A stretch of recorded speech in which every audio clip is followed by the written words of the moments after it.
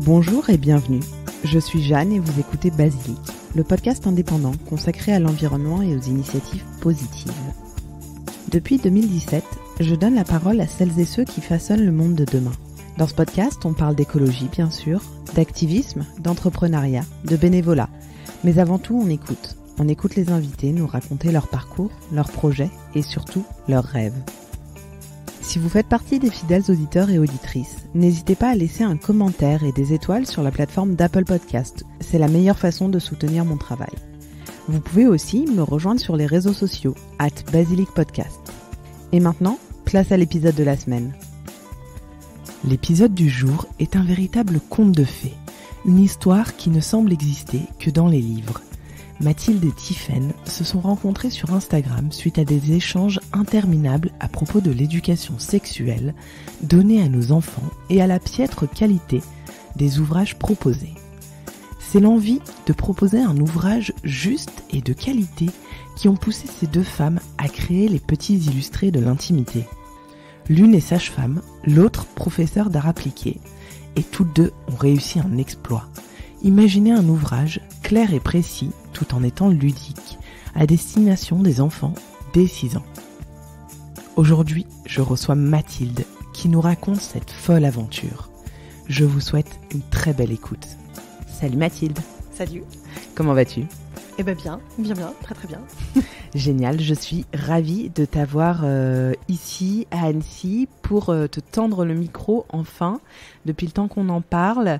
On va parler de beaucoup de choses aujourd'hui, on va parler principalement finalement de parentalité et d'activités connexes. Est-ce que tu peux commencer par te présenter s'il te plaît ? Oui, avec plaisir. Donc moi je suis Mathilde Baudy. Je suis la créatrice de l'Atelier de la Belle Étoile. Et à l'intérieur de l'Atelier de la Belle Étoile, je suis autrice et illustratrice de livres d'éducation à la santé sexuelle et à la vie affective qui s'appellent Les petits illustrés de l'intimité. Très bien, on va y revenir. Avant de te lancer à temps plein sur l'Atelier de la Belle Étoile, qu'est-ce que tu faisais et d'où te vient cette passion pour l'illustration ? Alors, moi, j'ai toujours aimé dessiner, mais vraiment, c'est aussi loin que je me souvienne. Et j'ai toujours su que je travaillerais un jour dans les arts appliqués. Je sais que c'était, quand j'étais au collège, je savais déjà que je travaillerais là-dedans. Alors, après, j'ai changé de voie à l'intérieur des arts appliqués. Pour expliquer un petit peu, les arts appliqués, c'est tout ce qui est création appliquée à l'industrie et au commerce. Donc c'est pas des beaux-arts, c'est tout ce qui est design, architecture d'intérieur, stylisme, communication visuelle, etc. Et à l'époque, moi, je voulais être costumière. Et puis j'ai évolué, j'ai fait mes études et je me suis retrouvée, je ne sais pas exactement comment, à travailler dans le dessin animé. Donc j'ai fait des études de dessin animé. J'ai rencontré mon compagnon grâce à ça, qui partage ma vie toujours. On s'est rencontrés à Annecy, donc c'est rigolo, au Festival international du film d'animation. Incontournable festival. Incontournable. Et du coup, j'ai travaillé un peu dans le jeu vidéo, dans le dessin animé. Et puis, j'en ai vite eu assez d'être toute seule face à mon écran. C'était pas un milieu dans lequel je me sentais particulièrement bien. Et du coup, j'ai repris mes études. J'ai passé le concours pour être prof d'art appliqué. J'ai été prof d'art appliqué en lycée pro pendant quelques années. Et puis j'en ai aussi eu un peu marre, des conditions, pas du métier en tant que tel, mais plutôt des conditions de travail, plutôt d'avoir toujours l'impression de se battre pour rien et de pas avoir de reconnaissance vraiment. Et j'ai monté mon entreprise avec mon compagnon à la fin du premier confinement. Ça faisait longtemps qu'on y pensait, qu'on préparait des trucs, mais toujours nous on a 2 enfants qui étaient en bas âge, donc qui grandissent, mais et puis on n'avait pas le temps de s'y consacrer, et puis ça a été un peu le déclic de dire allez, maintenant il faut vraiment le faire. Et voilà, et puis après il y a les petits illustrés qui sont venus s'agglomérer sur ce projet, et puis là je suis en disponibilité de l'Éducation nationale depuis le mois de septembre. Génial. Alors, on va commencer par les petits illustrés de l'intimité. Donc, ce sont 2 ouvrages, bientôt 3. Tout à fait. Que tu as imaginer avec Tiffaine. Tu vas nous en dire un petit peu plus. Et puis ensuite, on parlera de l'atelier de la Belle Étoile, qui est là l'activité que tu mènes avec ton compagnon depuis la fin du premier confinement. C'est ça, c'est 2 espèces d'activités un peu en parallèle, mais au sein de la même entreprise. C'est un petit peu curieux, en effet. Et donc, oui, les petits illustrés. Donc, les petits illustrés, alors... La petite histoire, c'est assez marrant. En fait, donc ma grande fille, Lucie, elle a eu très tôt des questions sur son corps. Alors, il se trouve que moi, j'ai une endométriose, donc je suis infertile. Et j'ai dû faire des FIV pour avoir mes 2 filles. Et en fait, je pense que ces questions, elles sont arrivées à peu près au moment où on s'est lancé sur la 2e FIV, donc pour avoir notre 2e fille. Et donc, elle, c'était à peu près le moment, en fait, dans son développement où, c'est normal, elle avait des questions, elle essayait de comprendre comment ça se faisait, etc. Et moi, j'ai jamais eu particulièrement de tabou sur le sujet, mais j'avais envie de trouver les bons mots, j'avais envie d'avoir un support parce que c'est pas forcément des questionnements qui sont faciles. Et du coup, j'ai cherché, naturellement, en fait, j'ai cherché un support pour pouvoir lui parler un peu de tout ça, et principalement de son intimité, parce qu'elle avait beaucoup de questions par rapport à ça. Et en fait, à ce moment-là, il y avait de la pub sur France Inter sur un livre qui venait de sortir d'un médecin très connu, dont je tairai le nom, et qui avait fait un livre où il expliquait un peu... en fait, la pub disait qu'il expliquait toute l'anatomie de chaque partie du corps, et donc qui montrait comment ça marchait et qu'est-ce qui se passait quand on était malade. Donc je me suis dit, c'est super, c'est hyper englobant. Comme ça, voilà, si elle a le rhume, je peux lui expliquer tout ça. Et il y avait une super pub. Et donc j'ai acheté le livre sans l'avoir feuilleté avant. Et donc...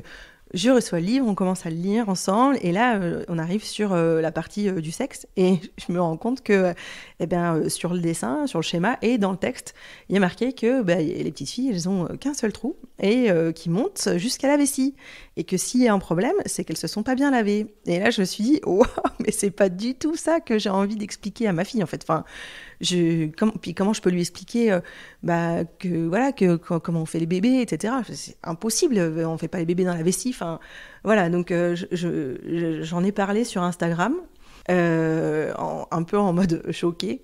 Et Tiffaine, donc Tiffaine Dieu me garde, qui est ma co-autrice, avec qui on se suivait depuis déjà pas mal de temps, parce que nos filles ont le même âge, a rebondi dessus en disant « Mais non, mais c'est pas possible, c'est n'importe quoi !» Et elle me dit « Attends, donc Tiffaine est sage-femme, je ne vais pas préciser, je vais chercher de mon côté, je vais te trouver un truc mieux, je vais voir avec mes collègues, etc. » Et donc, elle a cherché et elle n'a pas trouvé. Et donc, elle revient vers moi en me disant « Mais non, mais c'est pas possible, je n'ai rien trouvé, il n'y a rien. » Et là, elle me dit un peu sur un espèce de défi mais attends, toi tu sais dessiner, moi je suis sage-femme, viens, ce livre il n'existe pas, on le fait. Et on l'a fait. Et ce qui est drôle, c'est que donc elle me dit ça, on s'était jamais parlé de vive voix, parce que Instagram c'est quand même des messages. C'est pas pareil. Voilà, on s'était jamais vus du coup. Et donc elle me donne son numéro de téléphone, on s'appelle, on passe 2 heures au téléphone à discuter en gros de notre livre idéal, quoi, de ce dont on aimerait qu'il parle, comment on voudrait que ça soit. Donc moi en même temps je fais des petits croquis, voilà, et puis on se rappelle, on passe des heures au téléphone. Et puis en fait on a fait un projet il était assez abouti, et on s'est dit allez go, on se lance, quoi. Avec un lancement sur Ulule qui a été très très bien accueilli, donc qui j'imagine vous a encouragé aussi. Alors oui, pas tout à fait au début en fait. Au début, alors moi donc mon compagnon est auteur de bande dessinée, donc je suis pas dans le milieu du livre, mais je sais que c'est compliqué. Donc moi j'étais assez frileuse. Tiffaine était assez partante pour un système en financement participatif. Moi j'avais conscience que c'était beaucoup de travail, qu'on savait pas faire en fait, et du coup au départ on est parti sur une maison d'édition. Donc on a envoyé notre livre à l'entièreté je pense des maisons d'édition en France. Vraiment, je pense, on l'a envoyé à tout le monde, et on a eu une réponse négative. Les autres n'ont jamais répondu. Et ça, c'était juste avant le premier confinement, justement. Donc, l'entreprise n'existait pas. Il y avait ça aussi. C'est que nous, l'entreprise, donc, on n'avait aucune structure juridique. Voilà, on était juste deux mamans sur Instagram qui veulent se lancer sur un truc. Et ça faisait aussi peur, quoi. Et donc voilà, le confinement se passe. Nous, on a nos enfants, tout ça, donc on ne fait pas grand-chose. Et puis en mois de septembre d'après, Tiffany me relance en disant non, mais on n'abandonne pas. C'est trop important ce qu'on est en train de faire. Moi, j'y crois vraiment.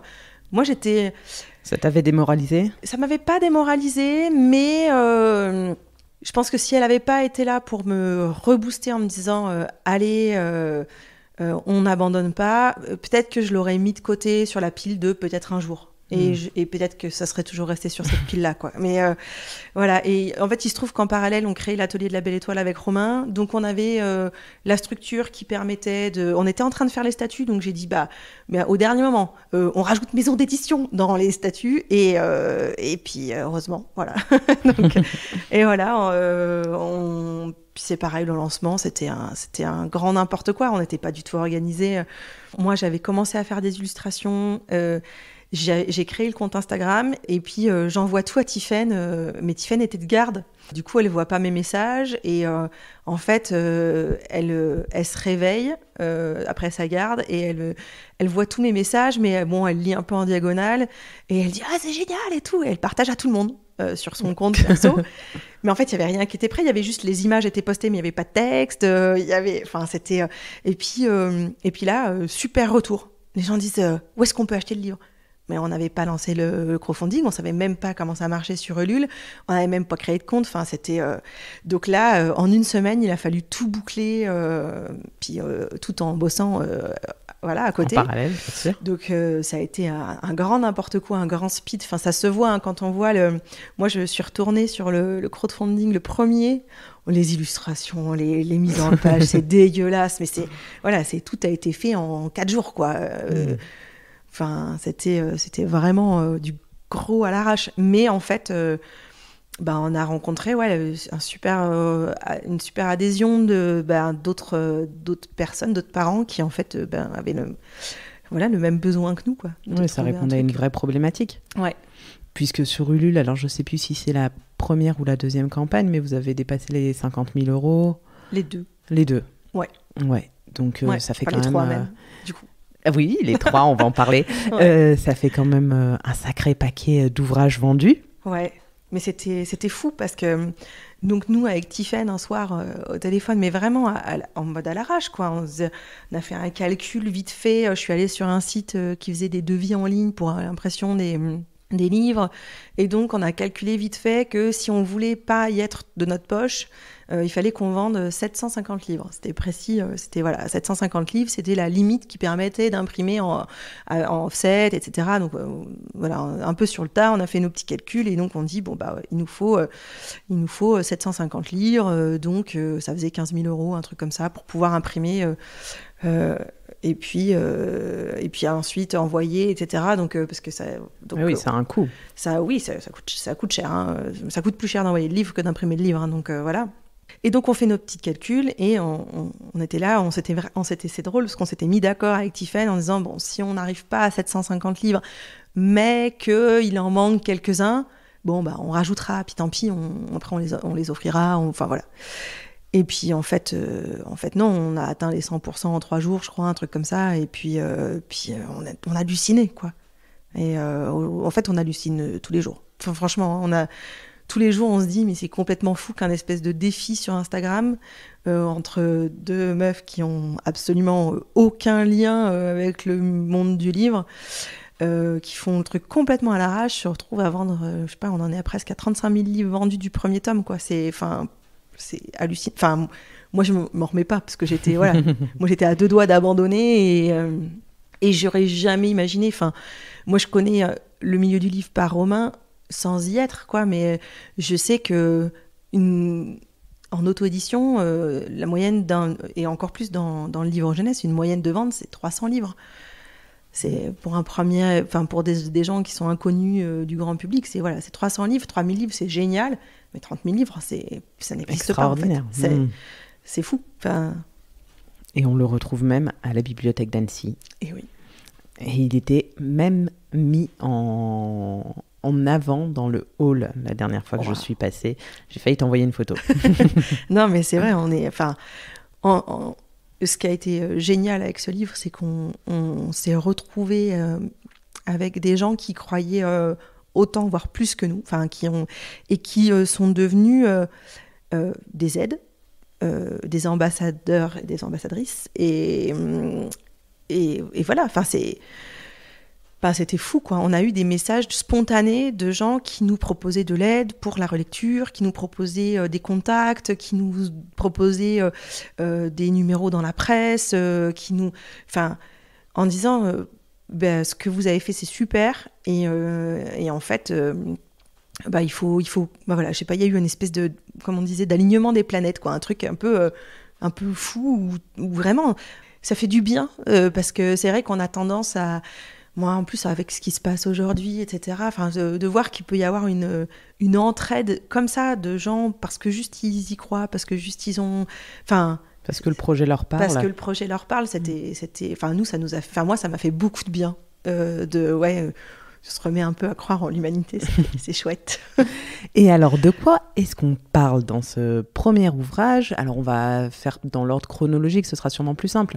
Tu le disais, c'était pour répondre aux interrogations de ta fille, qui se questionnait sur son intimité, sur son anatomie aussi, j'imagine. Très déçue par l'ouvrage que tu as acheté de ce célèbre médecin dont on taira le nom ici.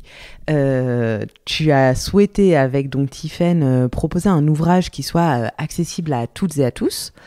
Comment est-ce que ça se présente ? Alors, sans trop dévoiler l'intérieur du livre, parce que j'ai quand même envie que les auditeurs et les auditrices puissent l'acheter ou l'emprunter à la bibliothèque, mais qu'est-ce que vous avez apporté de plus ?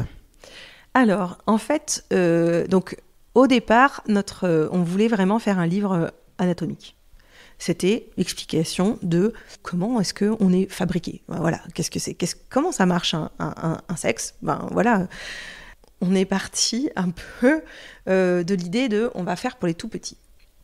Au départ. Donc c'était même le premier projet, on voulait faire un livre de pop-up, alors on le fera peut-être, mais c'était vraiment pour les tout petits, avec on ouvre des choses, on voit ce qu'il y a en dessous, etc. Bon, c'était très compliqué à faire au niveau impression, tout ça, donc on l'a pas fait, en tout cas pas pour l'instant, mais voilà.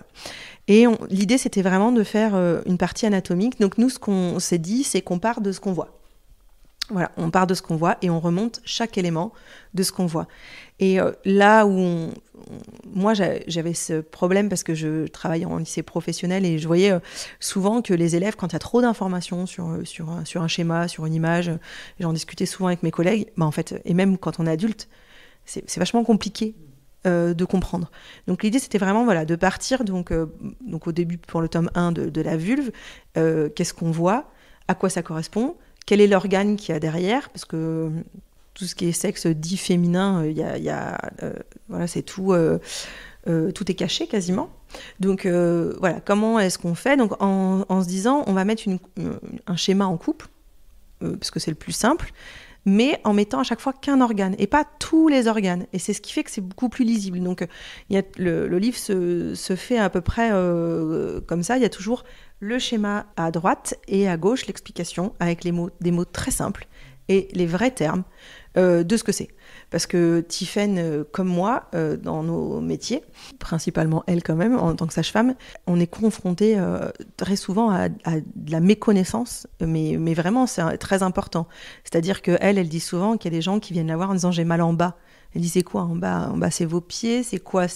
Vous avez mal à l'intérieur, vous avez mal à l'extérieur ». Enfin voilà, les gens sont même pas capables de le dire parce que c'est compliqué de penser quelque chose qui n'a pas de nom. On a besoin des termes en fait pour penser les choses. Et du coup, c'était vraiment important pour nous d'utiliser les vrais mots. Parce que Zizi Zezet, ça va 5 minutes, mais en fait, ça explique pas vraiment comment c'est fait. Donc, on est parti du principe que c'est les vrais mots d'abord. Et ensuite, on met les petits mots qu'on peut utiliser. Par exemple, c'est de l'urine. On appelle ça aussi le pipi. Voilà. Mais le vrai mot, c'est l'urine. Voilà. Avec les mots les plus simples et les plus inclusifs possibles, tant par les illustrations. Moi, c'était assez important pour moi de faire des illustrations réalistes, parce que c'est un documentaire, c'est un livre documentaire, Et comme c'est un sujet un peu délicat, souvent les illustrateurs, je sais pas pourquoi, peut-être un peu par gêne ou quoi, ils se disent on va faire des petits bonhommes un peu cartoon, un peu... Et en fait, du coup, c'est compliqué de faire de l'anatomie pure, un documentaire, mais avec des personnages qui ont une tête énorme, un tout petit corps, voilà. Donc là, c'était l'idée, c'était qu'un enfant il puisse se reconnaître, il puisse reconnaître son voisin, sa voisine, sa maman, etc., et que ce soit réaliste. Donc il y avait ça d'abord. Il y avait l'idée donc ce que je disais, d'avoir le plus clair possible avec à chaque fois un élément. Donc ça, c'est toute la première partie. En gros, le livre se découpe en deux parties.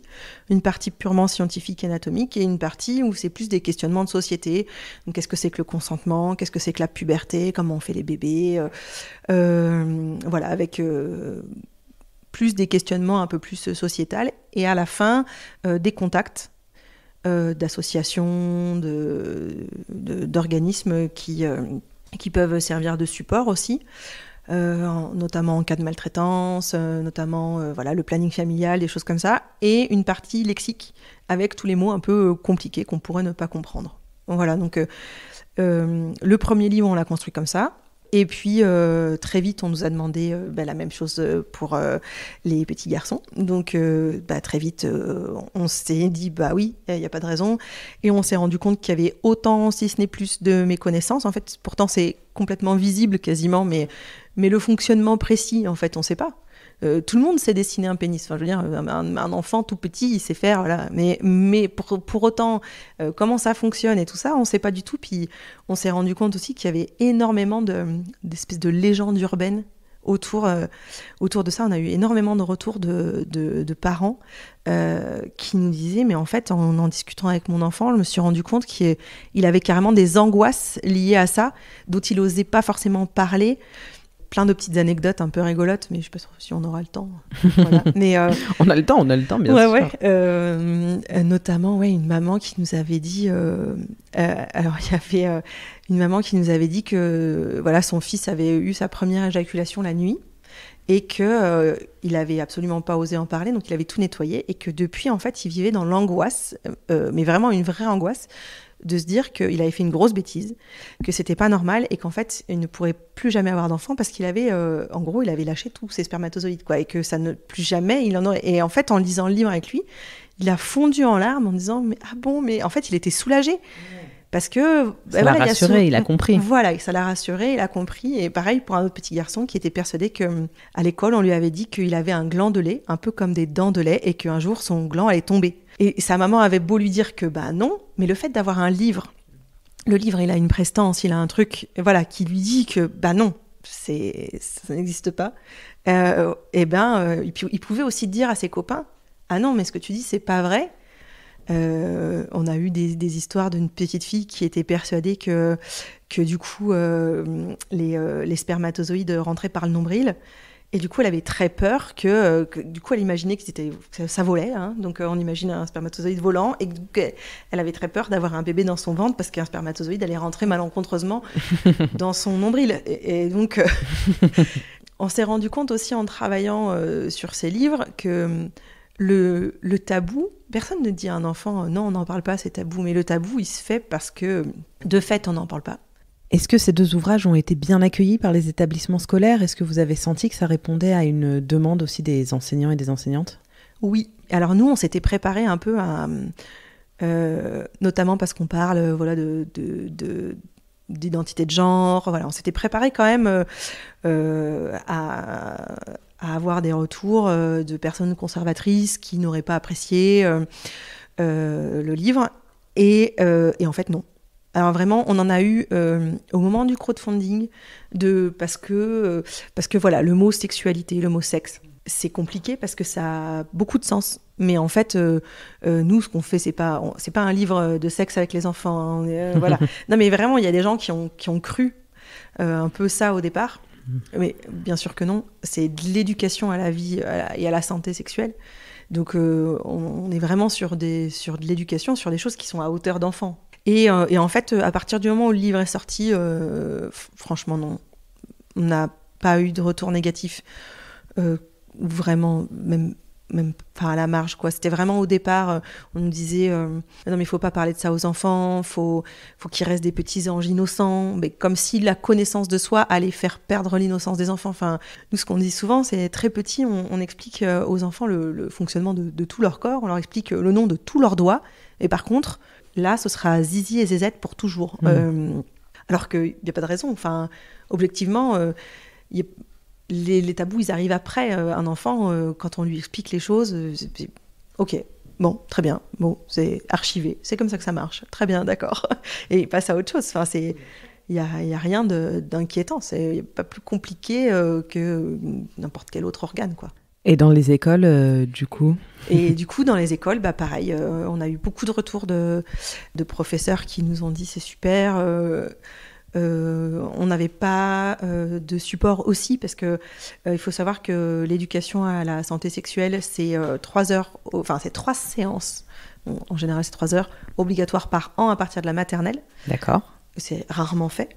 Parce que les professeurs sont pas souvent formés, qu'ils ont peur aussi d'avoir des retours des parents, et puis ils ont pas de support non plus, donc c'est pas forcément facile d'expliquer les choses quand on n'a pas vraiment d'éléments en fait pour le faire. Donc le livre a été beaucoup diffusé en école et même jusqu'au lycée. Alors ça, nous on s'y attendait pas. Nous, on a écrit pour des enfants à partir de 6 ans, plutôt axé pour 8-9 ans, mais on sait que c'est lu avant aussi avec les parents, ou plutôt, disons qu'à partir de 4 ans, on peut répondre à une question particulière en montrant les schémas, en expliquant avec ses mots, etc. Davantage comme une encyclopédie presque. Exactement. Et donc très prochainement sortira le tome 3. Tout à fait. Consacré davantage à la parentalité, au sujet de l'adoption aussi, j'ai vu. Vous avez voulu quelque chose qui soit, pour le coup, moins anatomique, moins centré sur le corps. C'est un peu pareil, en fait, il est en 2 parties. La première partie est purement anatomique, scientifique. Comment on fait les bébés, objectivement. Voilà, comment ça se passe, le mélange des gamètes, les chromosomes, etc. Pareil, accessible à un enfant 6-8 ans sans problème. Et ensuite, une partie plus sociétale, pareil, où là, on parle de qu'est-ce que c'est qu'une famille, avec tous les sens du terme famille, parce que la famille, c'est la famille nucléaire, c'est la famille élargie, c'est la famille qu'on choisit, puis il y a des tonnes de types de familles. Voilà, et donc, voilà, qu'est-ce que c'est qu'une famille, tous les sortes de types de familles, l'adoption, la PMA aussi, ça c'est plus dans la partie scientifique, mais c'était très important pour moi par exemple. Aussi, il y a toute une partie sur qu'est-ce que c'est que d'être parent, que l'éducation, qu'on n'a pas tous les mêmes façons d'éduquer, voilà, qu'on fait un peu en fonction de son histoire, de qui on est. Tout ce qui est droit de l'enfant aussi, ça c'était très important pour nous.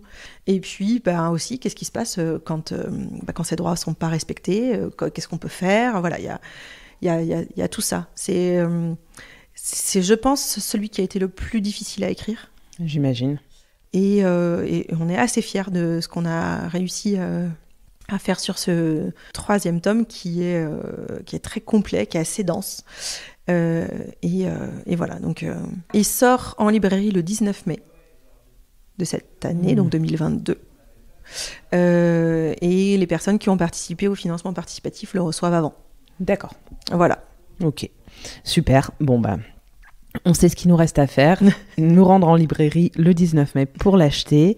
C'est vraiment passionnant. J'invite bien sûr tous les auditeurs et les auditrices à se procurer ces ouvrages. Comme je le disais, ils sont disponibles en bibliothèque.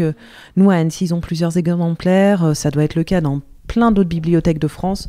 Donc n'hésitez pas aussi à vous renseigner auprès de la bibliothèque. C'est toujours sympa d'emprunter ces livres. En parallèle, ou plutôt même en amont finalement, tout s'est fait un peu en même temps, si j'ai bien suivi la chronologie de ton parcours. Tu as créé l'atelier La Belle Étoile avec ton compagnon qui propose cet atelier des jouets en bois à destination d'enfants. Donc là aussi, c'était une volonté de répondre à un besoin, à une problématique que rencontraient les parents, de proposer des jouets qui soient plus innovants, qui soient plus éco-responsables. Quel était le critère que vous vouliez, le besoin auquel vous souhaitiez répondre ? Nous, on a créé l'atelier de la Belle Étoile donc en 2020. la petite histoire, ça a commencé à la naissance de notre première fille. Quand elle est née, son papa a eu envie de lui faire un truc. Et Romain est fan de science-fiction. Et il avait envie de lui faire un petit jouet en bois.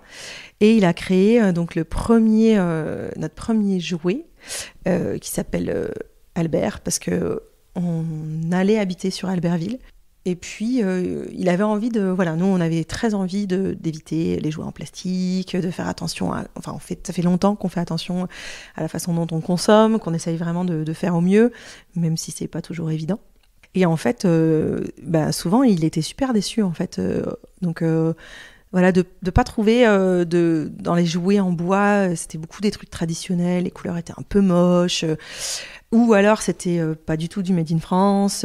Donc voilà, il a commencé à faire un premier jouet, ça lui a plu. Nos copains étaient super fans, on avait plein de naissances autour de nous, donc il en a fait d'autres, avec d'autres designs. Tout le monde nous disait mais lancez-vous. Sauf que lui il était sur sa BD qui va bientôt sortir d'ailleurs, parce que avec le Covid ça a pris beaucoup de retard, mais elle sort le 1er mai, non le 3 mai, elle a changé, mais en mai aussi. Et je vous conseille de la lire, ça va être super. Génial. Voilà.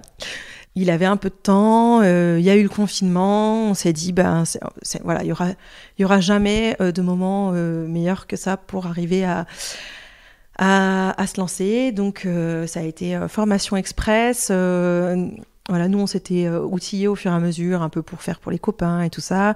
Il a fallu qu'on se forme sur les normes jouets, qui sont très très drastiques. Il a fallu qu'on crée toute l'identité de la marque, voilà. Et notre idée, c'était de faire des jouets en bois, design, sur le thème plutôt de la science-fiction. Donc c'est des petits robots, des petits véhicules de l'espace, avec des couleurs douces, qui sont non genrées. Voilà. Donc en fait, au fur et à mesure, on a mis un peu tout ce à quoi on croit dans notre entreprise en fait. Donc on fabrique en France, nous-mêmes, en petite quantité. Tous nos jouets sont numérotés. On n'utilise que des produits qui sont des produits de base qui sont soit français. Enfin, on essaye de réduire le cercle le plus possible. On propose d'ailleurs, si les jouets sont abîmés, de nous les renvoyer. Et on les remet en état, on les renvoie. Voilà, l'idée, c'était de faire des jouets qui soient unisexes, durables, qu'on puisse se passer de génération en génération et de rester sur du Made in France. C'est très réussi, ils sont vraiment super mignons, et c'est vrai qu'on a toute une petite famille, là tu les as tous apportés, donc on a toute une petite famille qui évolue ensemble, chaque personnage a un sourire dessiné sur le visage, donc c'est quand même assez sympa. Non, je vois que dans le camion il y a quelques émotions En fait, on a une gamme qui s'appelle les Woody, donc les Woody c'est des petits bonhommes en bois, c'est des espèces de petits plots en bois qui sont aimantés, et en fait on a voulu travailler dessus, donc ils sont compatibles, il y a plein de tous les véhicules en fait ont des bonhommes qui sont compatibles entre eux, qui sont aimantés. Je le fais en même temps mais ça se voit pas, donc ça n'a aucun intérêt, mais voilà. Et donc là sur eux en fait ils ont des petits visages, je vais y arriver, et on a voulu travailler sur les émotions, donc ils ont tous plein de petites émotions, donc il y en a qui sont surpris, il y en a qui sont tristes, il y en a qui sont en colère, il y en a qui sont pleins d'amour et tout ça. Et donc, ça permet aussi de créer des histoires. On a travaillé aussi sur les couleurs.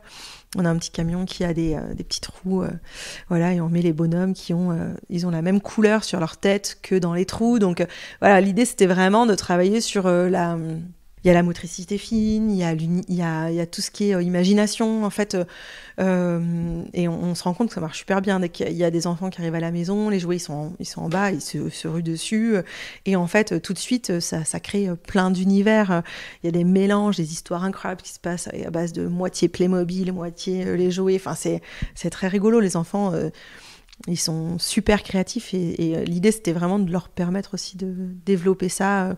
Il y en a pour tous les goûts en fait, il y a les petits robots, il y a les véhicules, il y a ceux qui se plient dans tous les sens, ceux qui lèvent les bras, donc c'est très très réussi, c'est très joli. Je pense que pour se faire une meilleure idée, bien sûr, il faudra se rendre sur le site. Ouais. Je mettrai le lien dans la barre de description, mais pour vraiment pouvoir les visualiser. En termes de prix, est-ce que tu peux nous donner une petite fourchette pour les auditeurs et les auditrices ? Oui. Alors juste pour décrire un peu, on a un peu un effet, on nous a souvent dit ça fait un peu dessin animé et on a trouvé ça rigolo parce que oui, forcément on en est issus tous les deux. Voilà, un peu kawaii. C'est vrai. Ils sont tout mignons et donc les prix vont de 35 € le moins cher jusqu'à 95 € le plus cher. Voilà, on a essayé d'être le plus abordable possible, sachant que sont tous faits à la main, etc. D'ailleurs, c'est un peu une des problématiques qu'on rencontre aujourd'hui, c'est que c'est très compliqué. Donc nous, on est très pris aussi par les livres. Romain vient de signer pour 3 tomes sur une nouvelle BD. Donc on a des difficultés ça prend beaucoup de temps en fait. On se rend pas compte, mais pour faire 10 jouets, il nous faut à peu près 35 heures sans compter la peinture. Donc ça prend beaucoup de temps. Et là, on est en pleine réflexion sur voilà, notre problématique, c'est que on n'arrive pas à produire assez. Donc, comment produire en gardant nos valeurs, en restant sur du Made in France, parce qu'on c'est pas le truc cocorico, on est les meilleurs, c'est plus voilà, l'idée de ce soit proche géographiquement. Et aussi que on puisse produire suivant des standards sociaux qui sont les nôtres. C'est aussi pour ça d'ailleurs que nos livres sont imprimés en France. C'est sûr qu'on pourrait faire fabriquer nos jouets pour beaucoup moins cher en Ukraine, parce que c'est beaucoup là que c'est fait d'ailleurs, ou en Roumanie, ou voilà. C'est pas ce qu'on veut. Nous, ce qu'on veut, c'est arriver à produire quelque chose voilà, proche, tout en se payant correctement, même si pour l'instant, c'est pas encore le cas sur les jouets. Donc, on est en train de réfléchir, on se forme tous les deux à utiliser ce qu'on appelle une CNC, c'est une fraiseuse numérique. Donc c'est une machine en fait qui permet de dégrossir en grande partie la fabrication des jouets sans nous faire gagner du temps en fait. Okay. Tout en en ayant la possibilité de continuer à fabriquer chez nous avec du bois français, avec les mêmes qualités de résistance, etc. qu'on a, mais en gagnant un peu de temps.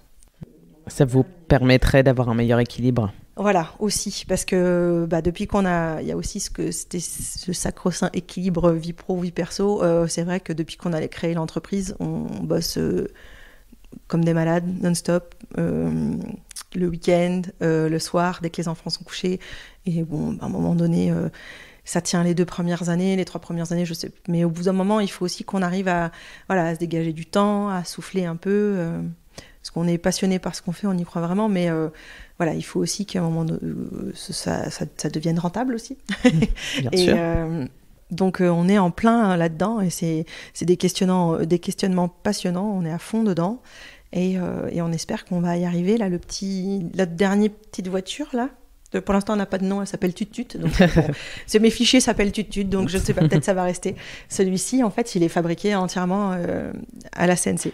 Mais vraiment, c'est un univers magnifique. Je vous conseille, chers auditeurs et auditrices, d'aller y jeter un œil parce que ça vaut le détour. Et tu le disais, il y en a pour tous les prix. Quand on pense que c'est des jouets qui vont durer toute la vie et même pouvoir être transmis sur plusieurs générations avec une belle pièce fabriquée en France, ça fait quand même rêver. Merci beaucoup. Mathilde, il y a même qui l'achètent pour eux. On a beaucoup d'adultes qui l'ont mis dans leur bureau et tout. Je n'en doute pas. Merci beaucoup Mathilde, c'était vraiment passionnant d'échanger avec toi. Je pense qu'on a fait le tour de toutes les questions que j'avais pour toi aujourd'hui. Tous les liens seront dans la barre de description. On l'a dit, votre 3e tome sort le 19 mai. Les jouets sont à retrouver sur votre site. Et la BD de ton compagnon sortira aussi dans le courant du mois de mai. Donc ça fait une barre de description riche et chacun pourra aller piocher ce qui l'intéresse. Voilà. À très bientôt. À bientôt. Et voilà, cet épisode est déjà terminé et j'espère qu'il vous aura plu.